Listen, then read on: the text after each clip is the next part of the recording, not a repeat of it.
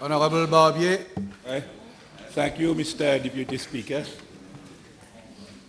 Mr. Deputy Speaker, sir, I believe it's a shame. It's a shame that the Minister of Social Security is not aware that pension for handicapped people, for old age pension people, and for old age pension and for widows pension has been always in decades been aligned on the same level and same amount. It's not the first time that these pensions are being paid on the same level. It seems decades. So it's a shame that the Minister of Social Security is not aware of such a fact. Mr. Deputy Speaker, sir, it's a shame also that the Minister of Social Security is not aware that subsidies which are being provided for rice, flour, and LPG gas, these are collected directly on the tax that we have on diesel and fuel. And to give you an indication, I don't have the update figure. Answering to APQ in 2017, let me remind that in 2016, we were collecting 1.3 billion, exactly 1.313.2 billion of rupees collected on tax on diesel and fuel to subsidize rice, flour, and LPG gas. And I'm surprised that a minister which has been part of this government and the other government too, he seems to forget when he's talking, he seems to forget that he has been part of, he had been at time both sides of this house. And seems to forget that how it is financing. Silence, please. It is also a shame that the Minister for Social Security is encouraging this in the direction of the bad budgeting practice which we have in some other countries, where we are using the budgetary or the balance of payment surplus to pay debts. This is very bad. And I will come. Yes, I know what I'm talking about. I will come back to this issue, but it's a shame that the minister mentioned, listen. Quiet. Listen. The minister, I think, is encouraging the Minister of Finance to go in the bad direction, just copying what has been the practice in some African countries. I'm not going to name these countries, but this is in some countries where we have this bad budgeting practice, and we cannot encourage Mauritius to go in that direction. Mr. Deputy Speaker, sir, sometimes economists might interpret a trade deficit as being an indication of a high consumption of foreign goods by consumers of a specific country. But according to me, this is not the case for Mauritius. Because while applying the reducing tariff policy from year to year by successive government, as per the WTO recommendation on imports of goods, at a point in time, we have been going too far. This continuous policy of reducing tariff or even abolishing the custom duty today have bring the country in a state of economy where we have put many of our local manufacturers in big economic difficulties.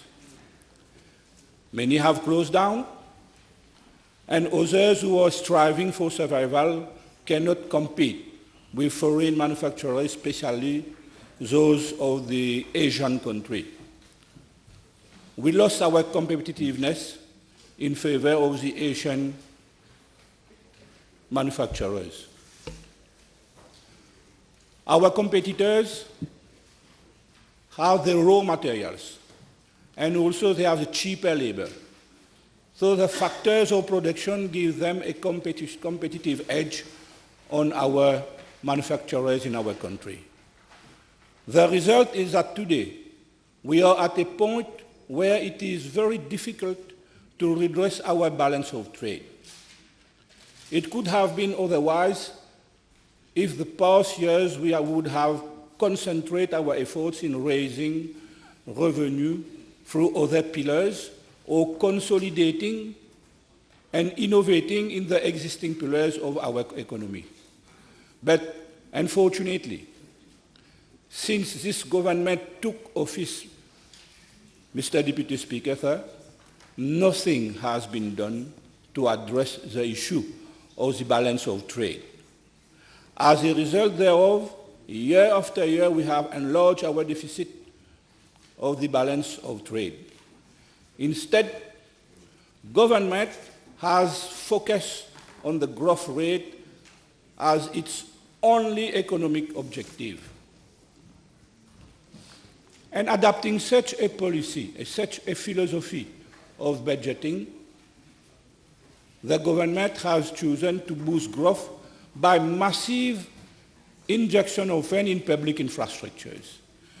This might be good as a part policy for growth, but using such a strategy as a single-track economic policy result in a mean-term and long-term stress on our economy, and this is what our country is living right now.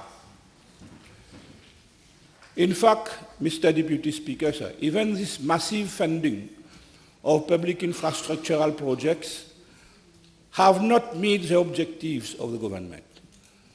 Growth, which was supposed to climb up to 5% of GDP, has not been achieved. The reason is that the government neglects all other components of the economy, for example, tourist sector, the manufacturing sector, blue economy, agriculture, and even the financial sector could have done much better if we have had the right strategy and the right person, honest person, at the command of the FSC. Unfortunately, all the other sectors of the economy have simply been neglected by this government. There are only two things which government has been able to contain are inflation rate and unemployment. As for unemployment, it depends how the data are collected, because there are so many ways to do it. Data can easily be manipulated to reach the figure of 6.9%. Other method of calculation with additional data will give higher figure. This government has failed throughout this mandate to raise additional revenue to be able to subscribe for the payment of and service of our debts. And as a result of it, the government has no other alternative than to use our reserve to service on debts. This is very dangerous. It is a bad signal for our economy, and we must not go in this direction.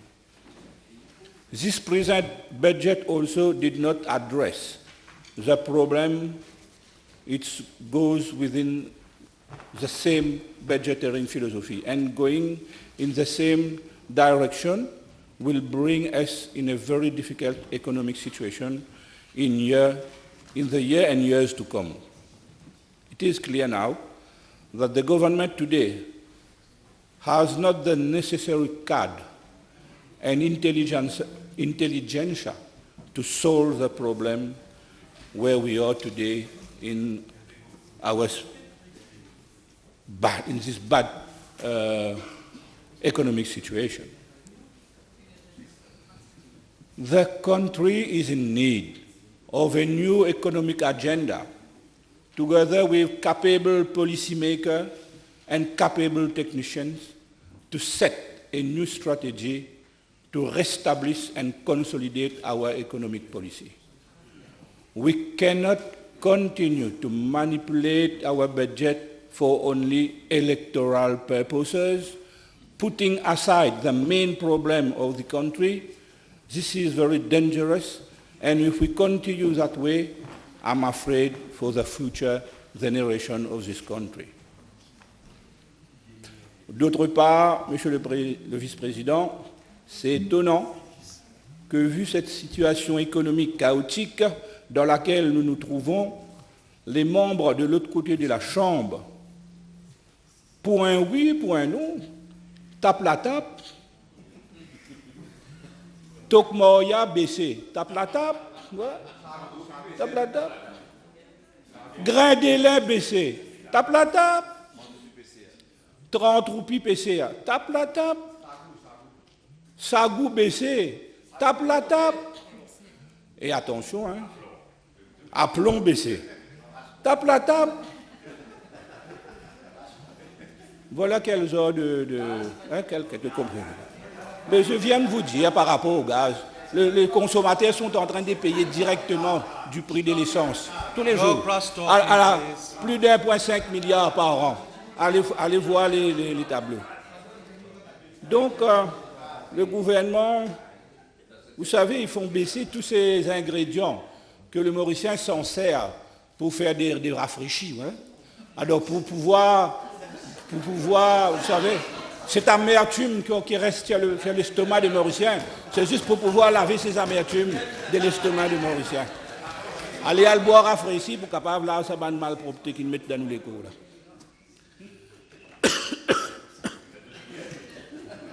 30 roupies au PCR, tape la table. Et attention, vous avez vu lors de la présentation du budget, lorsqu'on oublie de taper la table, on vous lance un regard. Vous avez vu? Obligé de taper la table. Alors, sinon, ils ont droit à un regard méchant du Premier ministre. Et il s'y remet à terre, tape la table. Donc, le budget, ce n'est pas une farce. Au contraire, c'est le moment le plus important de notre responsabilité parlementaire. Ce n'est pas un jeu. Le Premier ministre et ministre des Finances joue sa dernière carte budgétaire de ce présent mandat. Il avait placé la barre si haute, sans se rendre compte de la difficulté actuelle. Vous savez, Monsieur le Vice-président, dans mon entourage, dans ma famille, il disait avant le discours du budget, tu sais, nous parlons de voter ce gouvernement-là, même parce qu'il n'y a pas gagner 10 000 pensions. Quoi de 10 000 là? Alors, finalement, aujourd'hui, quand ils se réunissent, ils ne parlent plus du tout.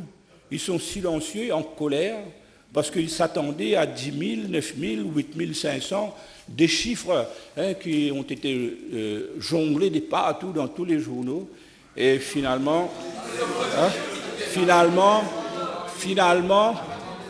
à l'arrivée, c'est la déception totale par rapport à ceux qui s'attendaient vraiment à avoir un budget beaucoup plus important par rapport aux pensions. C'est ainsi que ça a été aussi pendant la campagne de 2014, comme c'était dans le discours préélectoral de l'Alliance Les Peuples en 2014. Par exemple, il fait l'annonce, et ça, il y a des vidéos, le ministre Monteau en sait pour quelque chose, qu'il n'y aura pas de métro express. Ouais. Qui fait pour bien faire qu'on allait dépenser beaucoup trop. Non, métro léger, métro express. Mais à la place, le ministre Monteau proposait des flyovers qui allaient coûter beaucoup moins cher que tout le monde, que tous les pays allaient pouvoir disposer. Et ajouter aussi dans la vidéo, une poignée du monde pour voyager, tous les Maurice pour payer, non. Donc voilà. que 2 mois après les élections, que tous les pays comme si allaient approvisionner. Où est l'honorable Colin Davelou? On allait tout le monde aux 4 coins du pays, on allait avoir de l'eau 24/7. Aïe, Anne Masséan, attends toujours. On nous a promis télévision privée, Freedom of Information Act. Et attends, deuxième miracle économique, vous autres. Alors, les deux magiciens et son assistant, ils disparaissent. Ils ne sont même plus Premier ministre ni ministre de Finances. Et on entend toujours le deuxième miracle économique. Donc, allez réaliser maintenant comment actuellement la population va pouvoir avoir confiance dans tout ce qui a été énuméré dans ce présent papier. Et on va dire, je dis, c'est pas même pas un budget, c'est toute une liste de shopping list d'intentions et qu'ils vont pouvoir réaliser en quelques mois vu que les élections ne vont pas tarder. Évidemment. Donc, mais c'est quoi tout ça? Donc, c'est pas acceptable, ce n'est que du bluff. Bluff et du bluff pour épater l'électorat. Et je me base sur ce qui s'est passé depuis 2014 comme fait pour faire une analyse concrète par rapport aux différents... Mais je reviendrai, on n'est pas en campagne électorale encore, mais je vais revenir sûrement pour tuer toute la liste de promesses que ce gouvernement a fait durant ces derniers 4 ans. Donc, il recommence pareil, les mêmes formules. Les peuples attendent avec patience sa révérence. Vous allez voir ce qui va se passer. Donc, il y a en ce moment un sentiment de dégoût pour la chose politique. Des personnes de toutes communautés confondues se sentent délaissées. Ils crient au scandale. Ils se sentent discriminés parce qu'ils ne sont pas de la famille proche du pouvoir. Donc, ils ne peuvent pas avoir de faveurs. Et ils constatent que le gâteau se partage entre familles, entre cliques. La population dans toutes les régions du pays aujourd'hui ne se sent pas en sécurité. Les délits liés à la consommation de la drogue dure et du synthétique se répandent partout. Les parents aujourd'hui ont peur, ils sont maltraités physiquement et moralement. Des fois, ils sont tués même. Dans la rue, on se fait attaquer. Et quand il y a des drogués dans la famille, c'est la souffrance permanente et l'extrême même souffrance pour les parents. Le Premier ministre a fait de ce combat contre la drogue sa priorité. Mais comment expliquer que de personnes proches du Premier ministre, qu'on voit sur des photos qui s'affichent en photo, je pense que j'ai le droit de les citer, M. Deoudani, donc, mais il est impliqué directement, c'est dans les journaux, mais c'est dans les journaux. Comment ce monsieur a pu avoir caution? Il s'affiche sur pas mal de photos sur les réseaux sociaux avec le Premier ministre. Et ce monsieur qui est directeur... Yes, what is the point of order? The point of order that the honourable member is imputing motives. Insofar as bail is concerned, it's a premise of the judiciary. It's not. The Prime Minister has got nothing to do with it. So he's implying that the Prime Minister must have interfered. So that's improper motives. Can you? I am relating facts of persons which have saw in so many photos on the social media were accompanying the Prime Minister. This is my point. And these are facts. And these are facts. Donc, comment peut-on gagner la bataille contre la drogue si on est entouré des malfrats que leurs compagnies même sont impliqués dans l'importation et de la drogue dure. Donc, c'est un gimmick. Donc, le pays, les habitants, les Mauriciens perdent confiance quand il y a de telles transactions louches dans le pouvoir. On se demande si c'est un hasard que ce monsieur a pu avoir une caution et a été libéré. Donc, on suit de près, monsieur le vice-président. Donc, la population a perdu confiance complètement dans ce combat que mène supposément le Premier ministre. Monsieur le vice-président, la mauvaise gestion et gaspillage de fonds publics d'année en année, nous en avons eu des rapports de l'audit accablants, révoltants, scandaleux, et jusqu'à maintenant, personne ne paye pour ces crimes commis aux fonds publics. Et je ne vois absolument rien dans ce présent budget qui essaye de corriger tous ces mal-donnes au niveau de dépenses des fonds publics. La situation est de mal en pis et je ne vois pas des mesures appropriées dans ce budget pour redresser la situation. Certes, ce n'est pas facile, mais il faut commencer quand même quelque chose de sérieux et c'est très important que tous ces fauteurs soient sanctionnés, tous ceux qui ont fauté soient sanctionnés. Au cas contraire, on va continuer à regarder impuissants les abus au niveau des gestions des fonds publics. Monsieur le vice-président, au niveau des logements sociaux, il faut qu'on arrête à proposer que de chiffres qui ne se réalisent jamais. Le gouvernement avait promis 10 000 maisons. En fin de mandat, je pense qu'il y a eu, au maximum 4 000 qui a été construit. Alors, même pas. Là, pour une fois, je mets le mauvais chiffre. Et ce gouvernement a le culot, cette fois-ci, de venir proposer 6 000 maisons. Pensez-vous que la population, continuellement, va avaler ce genre de couleurs, vous autres? Enfin, il ne faut pas prendre la population pour des cons quand même. Donc, Monsieur le Président, ce sont des promesses qu'on entend, qu'on réentend et qu'on réentend. Donc, ils sont vergognent, ils viennent, Z de chiffres, 6 000. Donc, Monsieur le Président, croyez-vous que la population est si dupe que ça? Enfin, il faut quand même un minimum de respect de la population. I've said no cross-talking. Monsieur le Président, le vice-président, concernant la communauté des pêcheurs, je suis vraiment triste. C'est de l'insulte ce qu'on a fait dans ce budget.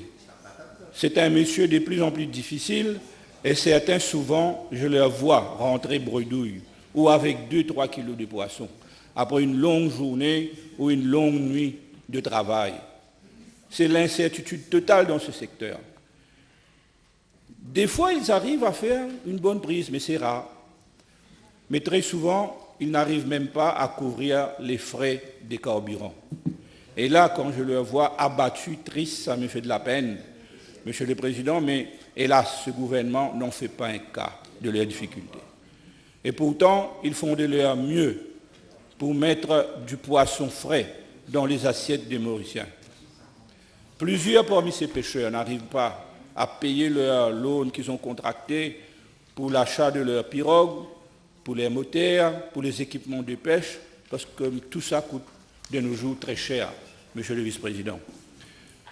Alors ils ont tout fait, et nous, de cette côté de la Chambre, on a tout fait cette année-ci pour attirer l'attention du gouvernement sur ce problème. Mais hélas, le gouvernement continue à faire le sourd d'oreille, et c'est vraiment triste. Tout ce que le gouvernement a donné, une augmentation de tape la table, bad weather allowance. Donc, côté horticulture, nous abordons le dernier 6 mois de ce présent gouvernement, et hélas, il est triste de constater aussi qu'il n'y a toujours pas un directeur à la MASA. Donc, ça fait 4 ans et plus que le directeur a été suspendu, et jusqu'à maintenant, jusqu'à la fin de ce présent mandat, on attend toujours Anne Masséan. Ainsi, des problèmes de royalties au niveau international. Donc, personne ne travaille pour qu'on puisse régler ce problème. La visibilité internationale des artistes via les 6net System. Pourtant, ce n'est pas sorcier. Il suffit d'avoir quelques informaticiens pour régler ce problème. Mais ça fait 4-5 ans qu'on tourne en rond. La promotion internationale de nos artistes. Alors, c'est la participation de nos artistes au niveau des événements musicaux internationaux. Can you sit Les down, Honorable infrastructures. Barbier? Comment? Can I hear which phone has been ringing? Is that yours, Honorable Ganu? Okay. Thank you. Can you mention? Donc, à quand des infrastructures, Monsieur le Vice-président, à quand est-ce qu'on aura des infrastructures appropriées pour que nos artistes, nos musiciens à Maurice puissent organiser des festivals de musique, des concerts dans des salles fermées, appropriées un peu partout dans l'île pour qu'ils puissent participer pleinement dans leur business de musique. Vous savez, la musique aurait pu être une de nos industries qui aurait pu amener beaucoup d'argent dans le pays. Malheureusement, depuis des années, donc, il y a eu négligence et négligence et finalement, on se retrouve... j'avais plein d'espoir sur ce nouveau gouvernement parce que j'avais l'intention au départ qu'ils allaient vraiment apporter des solutions qui s'imposent dans ce secteur. Mais malheureusement, tout est resté au point mort et au bout de 5 ans, bientôt, donc il n'y a pas on n'a même pas besoin d'un millimètre. C'est grave. Comme je vous dis, on aurait pu faire de cette industrie musicale une révolution pour nos artistes et musiciens mauriciens. Le gouvernement a investi beaucoup dans l'industrie cinématographique, des millions et des millions, des centaines de millions, mais à côté des miettes pour l'industrie musicale. Pourquoi? Pour quelles raisons? Donc on n'arrive pas à comprendre. Et tous les autres compartiments de l'art mauricien restent toujours les parents pauvres de notre budget national. Ce budget qui devrait être un budget de la bourse d'où n'a finalement engendré que beaucoup de déceptions, très peu de contents et surtout un échec total du point de vue économique. Et un lot de promesses qui ne se réaliseront pas d'ici la fin de ce mandat. Je dirais pour terminer, Monsieur le Vice-président, that you have fooled the population in 2014. You can't fool the population anymore. It's now time to have a responsible government to take over for the sake of our future. Le peuple en a marre, le peuple en a ras-le-bol. J'ai terminé, Monsieur le Vice-président.